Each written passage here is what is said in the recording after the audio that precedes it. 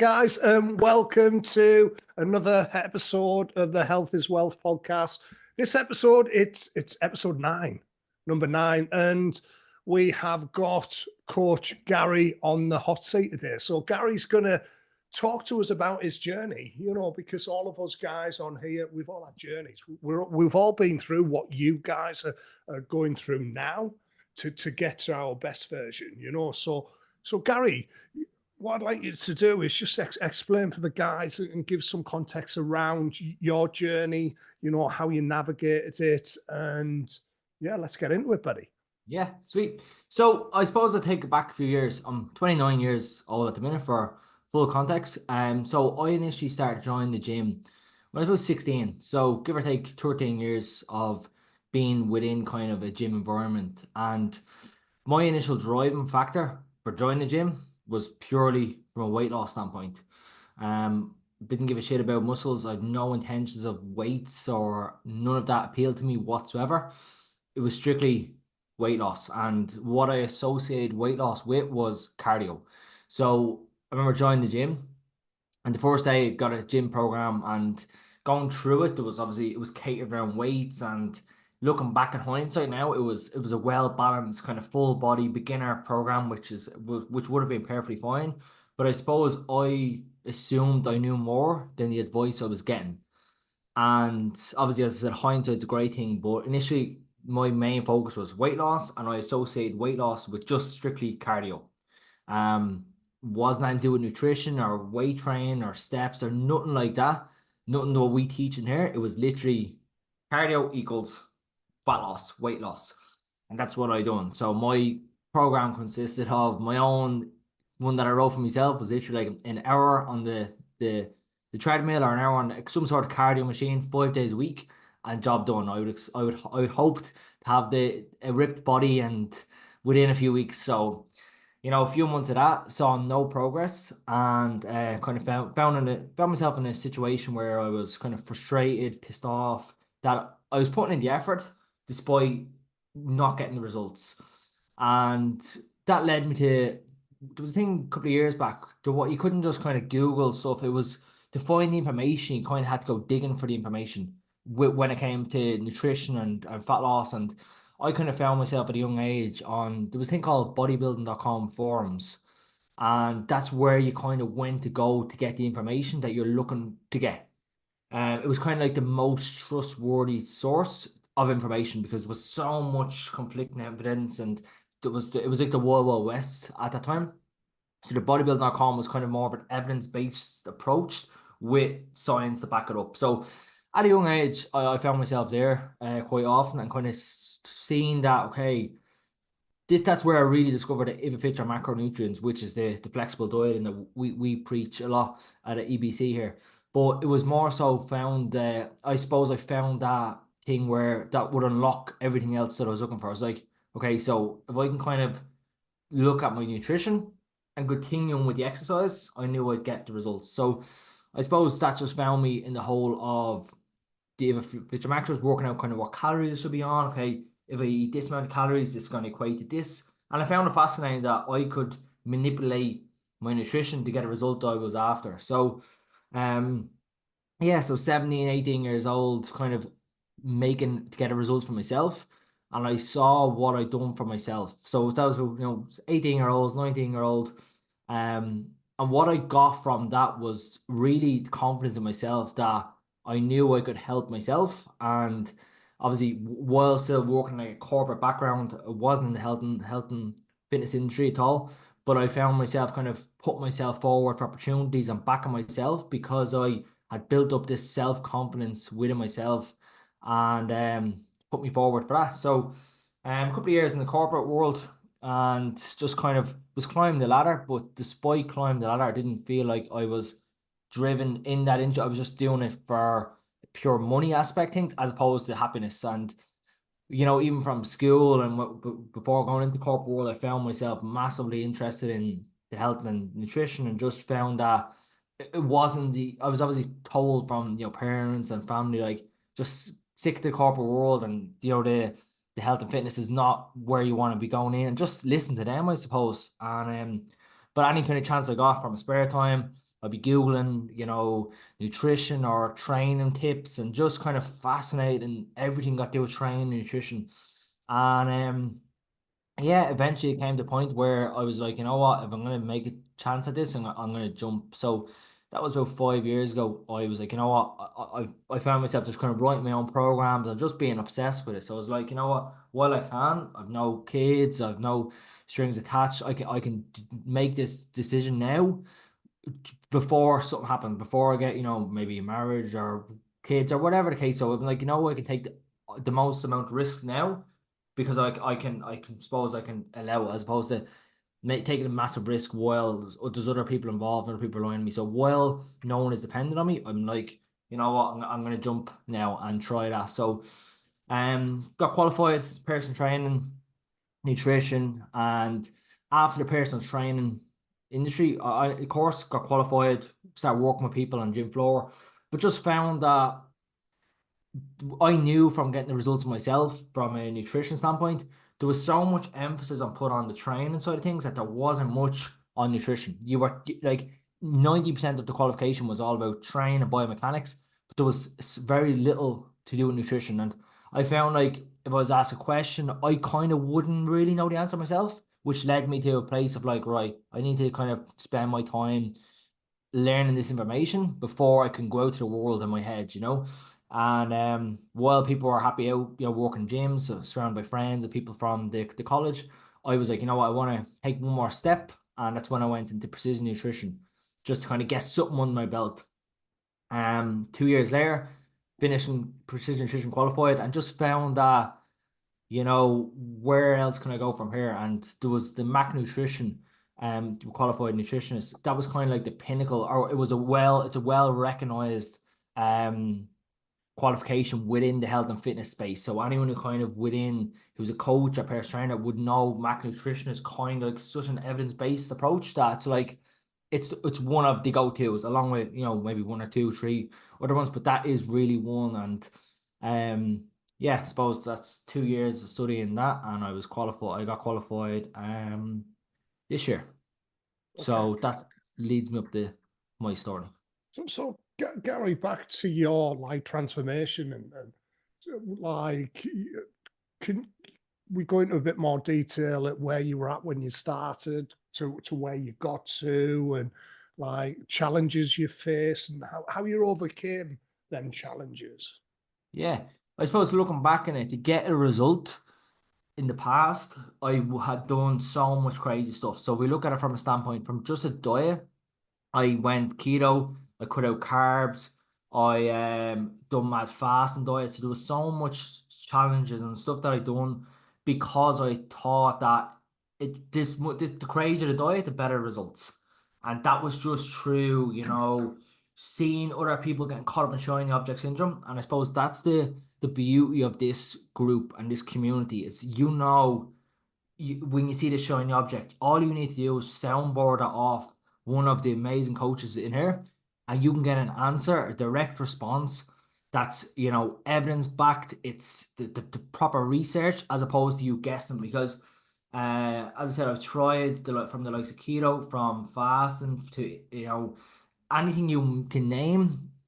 I've done, and that just leads me to what I do now versus what I've done. And now I just follow flexible dieting, which obviously I can adhere to. It's what we preach in here, but it also allows me to live the life that I want to live while still getting results.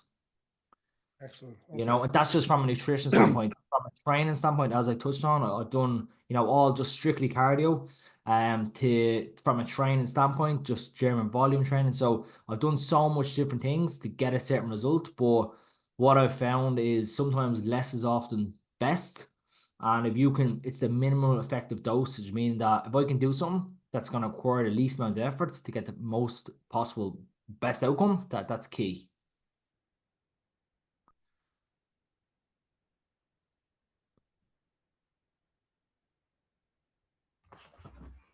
Craig, your microphone went off.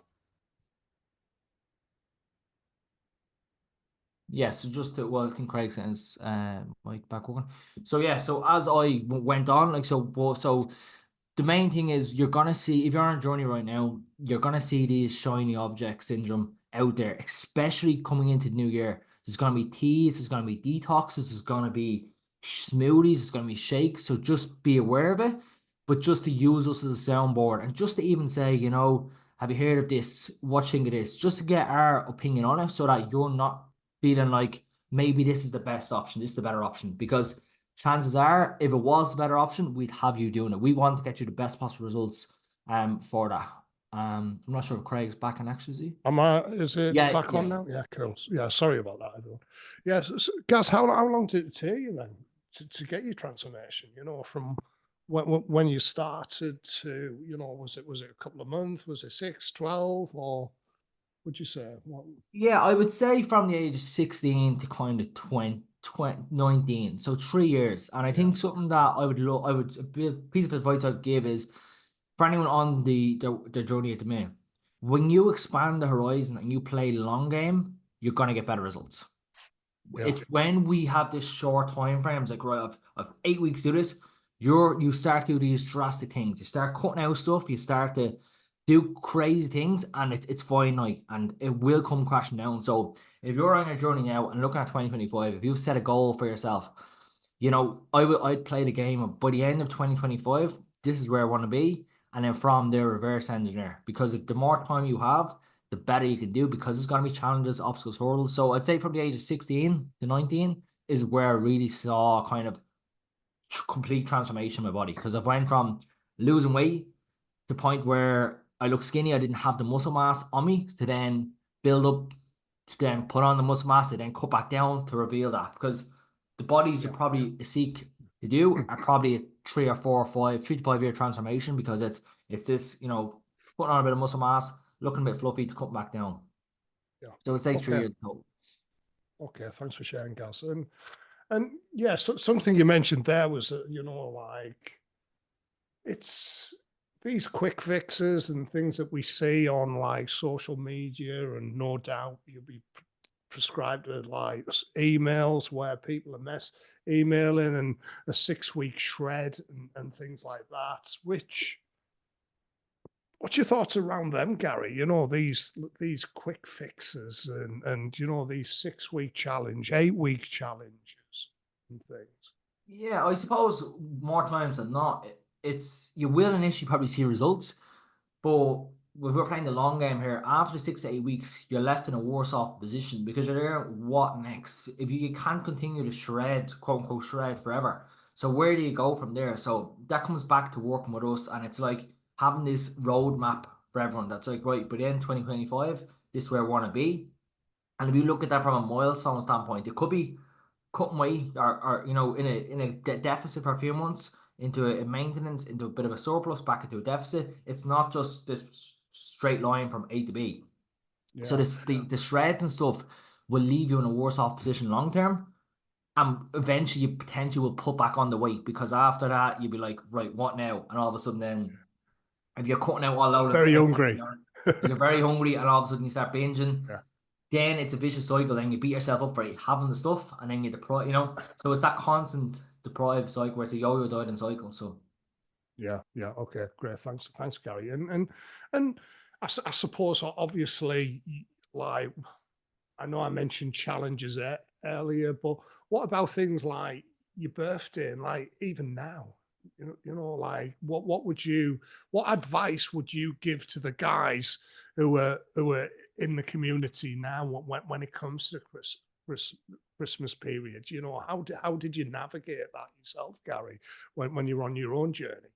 Yeah, so looking back in hindsight, I suppose I went away. I've done two different things. So I've done the complete, I don't know whether to hear this expression, but the dog's dinner on it, where you literally just, have everything and anything.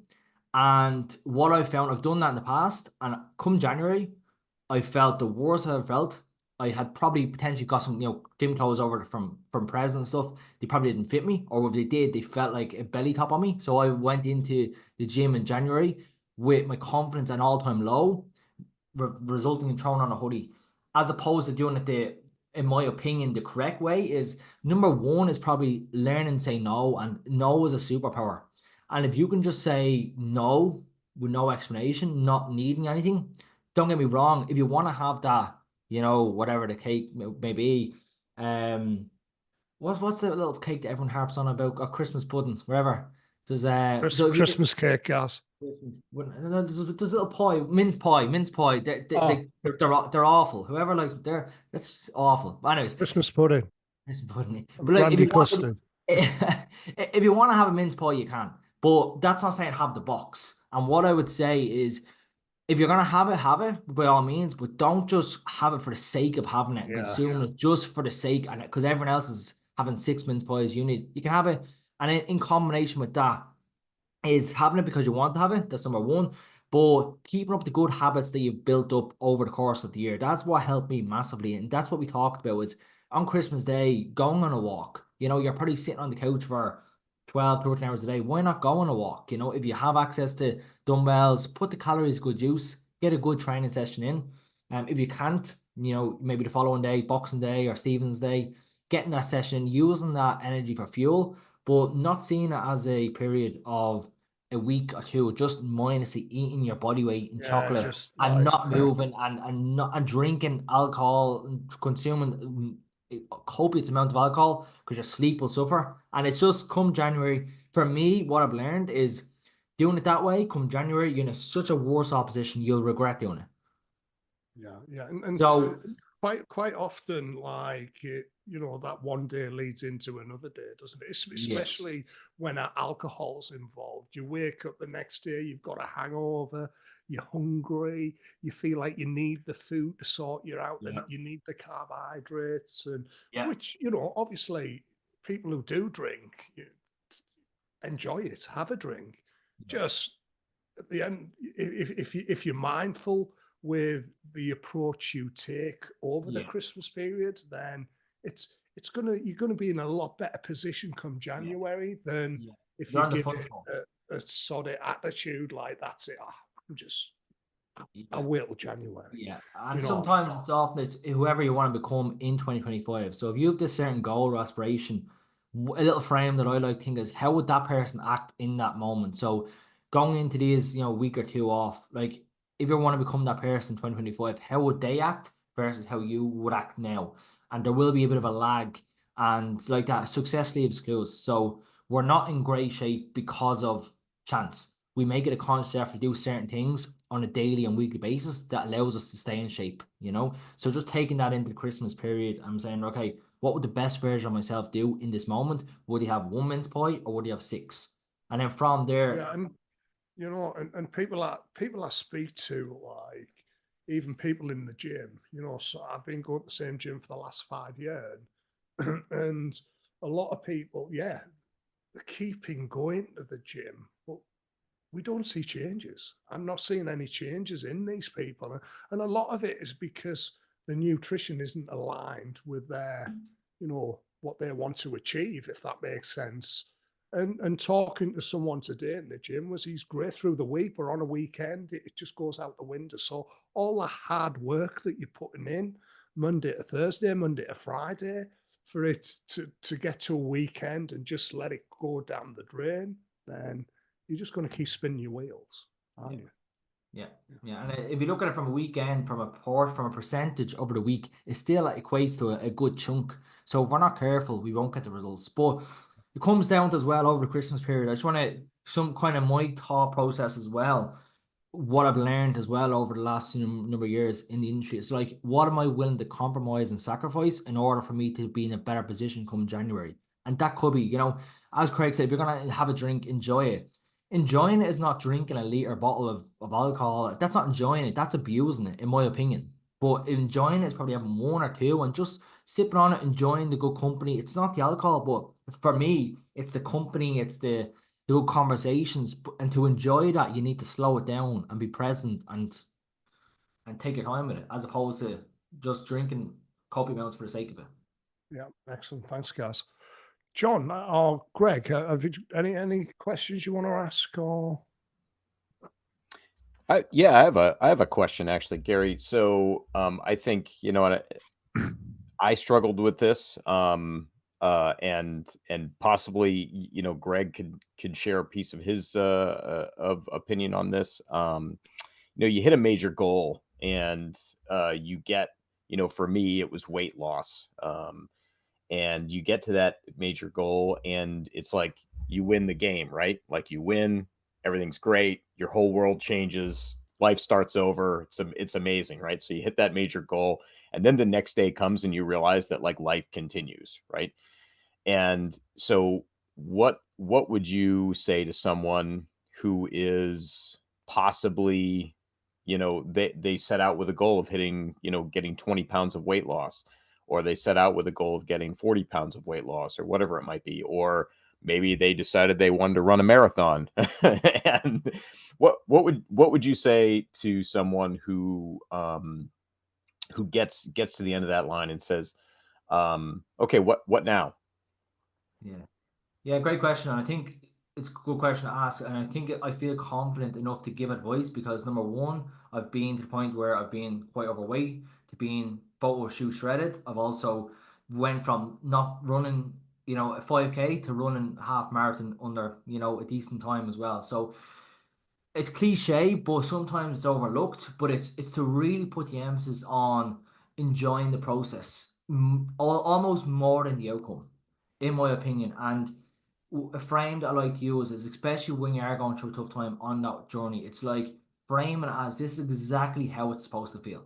So when I was on them long runs by myself, 30K, whatever, for the running, for example, when I went through, my legs felt like lead. It's the frame. It's like, this is exactly how it's supposed to feel. But to answer your question in terms of what next is, in my opinion, I would, if not too much, not put too much focus on the end result and neglect the process and the journey and the person you're becoming. Because if you're gonna wait until you complete the goal to be happy or to be enjoying it, it kind of sets you up for failure, in my opinion. Because when you enjoy the journey, it's the week to week you're enjoying it, and you're not just dreading it and like just dragging yourself through it to get through the end. Um, and in to answer as well, I genuinely think we are, in my opinion, happiest when we're striving towards goals. And I think that's why it's setting goals that excite you and maybe having periods of times where, okay, there's nothing right here, but you're just enjoying the training, and that itself is a goal. So, after your 40-pound weight loss, going through a period just simply enjoying training and like that, it could be a week or two of that, and then it's almost like you're focused on strength, you're focused on muscle building and finding ways to constantly push the goals. And for my opinion, I would ask yourself, if you are feeling that way, is like sitting down with a pen and piece of paper and kind of mapping out what exactly would really light you up from a goal aspect in 2025. And that could be from a body composition, that could be from a performance goal, that could be from, even a relationship goal. So there's all different goals to go. But from my opinion, I am happiest when I'm striving towards something. So And it's when you complete the goal, it's what next. And in my opinion, I think as high performing individuals, we're always kind of seeking out kind of new ways to test ourselves. And I think it's the beauty is found. I think the happiness is found in the journey itself, so what's your goal now, Gary? Good question. So in 2025, I'm going to do another photo shoot.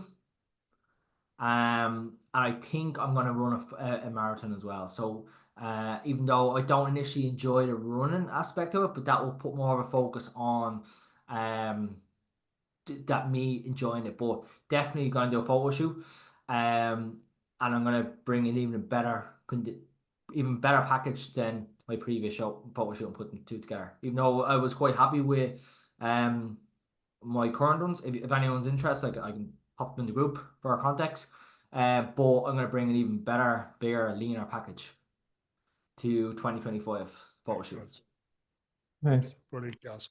Yeah, and I mean, I'll definitely second the whole, make sure that you're enjoying the journey part of it, because, as John said, and as Gary said, you achieve that thing that you were looking for. And if you're then like, hey, now what?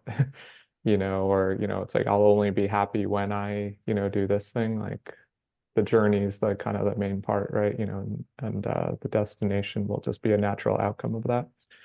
Gary, I guess my question is that you had mentioned that, hey, I got this personal training certification. I started working with clients and they would ask me these questions about nutrition. And there was only, this like sort of tribal or anecdotal knowledge out there. And, sometimes people have these misconceptions, and that you went and became a nutritionist because you wanted to personally go deeper in that area. I'm curious, just as you went down that path of becoming a nutritionist, like what were some of the key things that you feel like you learned in that you didn't know before, right? Because you had already been working on yourself. Sounds like you had kind of figured some stuff out, at least, for your own transformation. And then you had done the personal training bit. So as you then layered on the nutritionist part, like what is it that, you felt you didn't know previously that then you learned, or that, really good question. And I think looking back, Greg, if I'm going to be fully honest with you and fully honest with any listeners, I think a part of me that why I wanted to constantly keep getting more qualifications was a potential. There was an imposter syndrome part of me, and that's just purely from self-development and speaking and therapy and just kind of really understanding me as a whole. Because I came from childhood, teenager, overweight, now giving advice on that, I think I needed more and more qualification. So looking back, I think that could have been a potentially small bit of imposter syndrome. But I also am the type of person who wants to know as much information as I can and to be credible enough with that. Do you need a qualification? No. But for me as a person and who I am, it helps with that I can say, this is who I am, this is what I've achieved, and this is what I'm credited to say. I think there's so much people not giving it. But I think the number one thing from a client perspective is adherence. And this is why the one size fits all approach simply doesn't work. The number one factor in determining someone getting a result and someone not is adherence to the program, to the nutrition plan, to the cardio plan, whatever is the adherence. So it's ensuring that when we work with clients at EBC is giving them what works for them. So if someone comes to us and says, no, do you hate breakfast? Explain to them that, okay, look, the good thing is you don't need to eat breakfast. It's not the most important meal of the day. You can still get great results and not eat breakfast. So it's adapting an approach that works for them to allow them to continue getting results. So, and to have enough knowledge under my tool belt to allow that kind of flexibility and to give them that adherence that so that they can kind of fit that into their days, Anything else? Anyone? Is my mic working? I don't know why my mic keeps going off, but my apologies. John, Greg, anything else, guys? No. I think that was great. Thanks, Gary. Excellent. Gaz, thank you very much, buddy, for sharing that. And yeah, so guys, I hope you take a lot away from this today. And when it comes to, especially navigating over the festive periods, yeah, I know some of you who have been with us for a while now, will be a lot easier for you if you've already been working with us over this period. But for you guys that maybe like just come on board, or you're halfway through and you're going over the Christmas, it's important that you still enjoy yourself. Christmas is for enjoying, spending time with the family and loved ones and everything. But again, don't forget how hard you've worked to get to where you are now, because it's a lot easier to reverse, to go back over, than it is to get it off, if that makes sense. It won't take as long. And don't get me wrong, we're not perfect ourselves. Well, I'll speak for myself. I'm not perfect myself. There's times when I binge eat. There's times when I don't feel like tracking me calories. There's times when but also I look back and I always go back to my why. Why did I do it? Why did I, lose that 140 pounds? And I think it's important that we do go back to that all the time when we're starting to doubt ourselves or doubt the process. And most importantly is continue to trust the process, because if you feel like you're doing everything right, then you've got nothing to lose whatsoever. All you have to do is, like, whoever's working with Gary, whoever's working with John, listen to the coaches that know what they're talking about. They've also been through their own journey. Greg's been through his own journey. John has, Gary has, I have myself. And, the main thing is have a good time, enjoy it. Don't stop yourself. But the next day, get back on it again. Because if you don't, and if you leave it and think, I'll wait till January, you probably regret it, because there is a lot of damage that can be done within a week. Anyway, guys, hope that helps. And if you've got any questions, or if you've got anything you want us to cover in our next podcast moving forward, just reach out to us, let us know, and we will get them covered. Have a fantastic day and speak soon.